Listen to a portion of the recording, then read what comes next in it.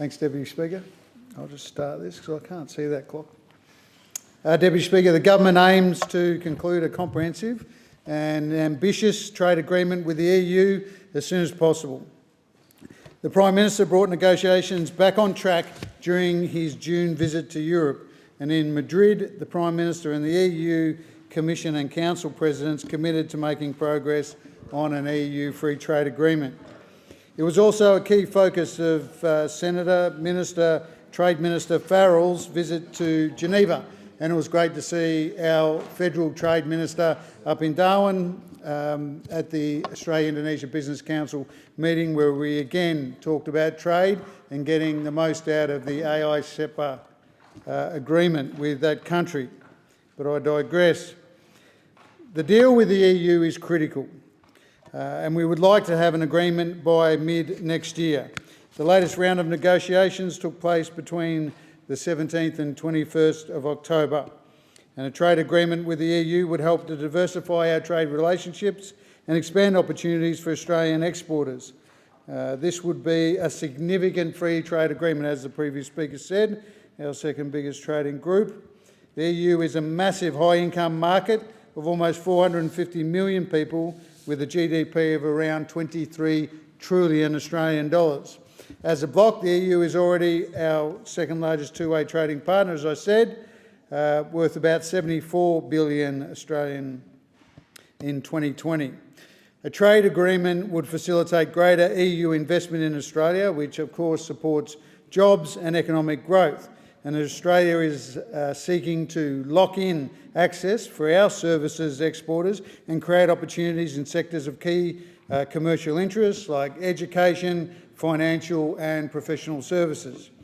Our negotiators are also aiming to significantly improve market access for Australian agricultural and industrial products. And we'll seek to do this by streamlining customs procedures within the deal to improve business confidence. And importantly, we'll negotiate hard to make sure that standards and regulations don't deter trade by creating barriers to getting our goods and services into Europe. Our main goods export to the EU are coal, gold, oilseeds and professional, ICT and education export services. European market access for beef, sheep meat, rice, sugar and dairy would be very good outcomes for our Australian producers. In its EU trade deal signed in June this year, New Zealand secured duty-free access for 163,769 tonnes of sheep meat after 7 years of entry into force. Now, New Zealand also got a better deal on quotas for beef and dairy and secured some New Zealand 100 million in savings each year. But Australia's current lack of preferential access into the EU means that our exporters are at a disadvantage compared to many of our biggest competitors, like New Zealand. Many of Australia's major exports, particularly agriculture, face prohibitively high tariffs.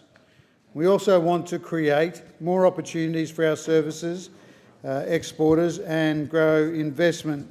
Australian industry and consumers can be confident that we will drive a hard bargain to achieve an overall agreement to the benefit of our nation. An ambitious trade agreement is the best way to improve our access to the EU and rebalance the current trade flows. Our government is committed to taking ambitious action on climate change and looks forward to exploring new avenues for cooperation on climate and energy through this deal. A comprehensive and ambitious free trade agreement will strengthen trade and investment links with the EU at a time of great uncertainty around the world. Russia's invasion of Ukraine has reinforced the value of partnerships with like-minded countries in Europe, and the trade agreement is an opportunity to strengthen our ties and tackle the economic and geopolitical challenges and supply chain disruptions that are currently facing Europe. We want to be part of the solution, and we are part of the solution by donating an additional 30 Bushmasters to Ukraine, as Deputy Prime Minister Miles announced last month, bringing our total donation of Bushmasters to 90 vehicles. And Deputy Speaker, it was great in the House today to be able to acknowledge Chef Viviers and Mark Egler, who played a great role in the Bushmasters.